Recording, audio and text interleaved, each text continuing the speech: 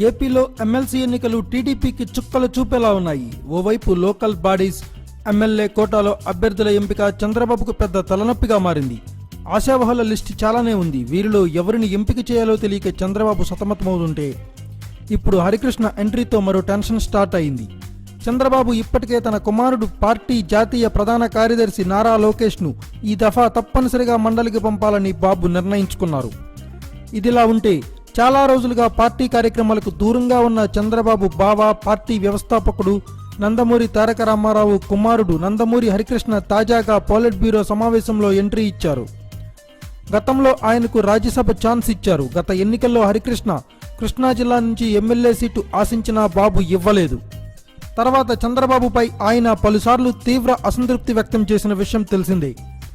అలాంటిది ఆయన తాజా పాలిట్ బ్యూరో సమావేశంలో ఎంట్రీ ఇచ్చి అందరికీ బిగ్ షాక్ ఇచ్చారు. అసలు ఈ సమావేశానికి హరికృష్ణ వస్తారన్న విషయంపై ఎలాంటి సమాచారం లేదట. పాలిట్ బ్యూరో సభ్యుడి హోదాలో ఈ భేటీకి హరికృష్ణ రావడంతో ఆయన కూడా ఎమ్మెల్సీ ఆశిస్తున్నారా అన్న సందేహాలు అందరిలోనూ స్టార్ట్ అయ్యాయి. మరి ఇప్పుడు హరికృష్ణ ఎమ్మెల్సీ అడిగితే చంద్రబాబు ఏం చేస్తారు అన్న డౌట్ అందరి మదిలోనూ వ్యక్తమవుతుంది.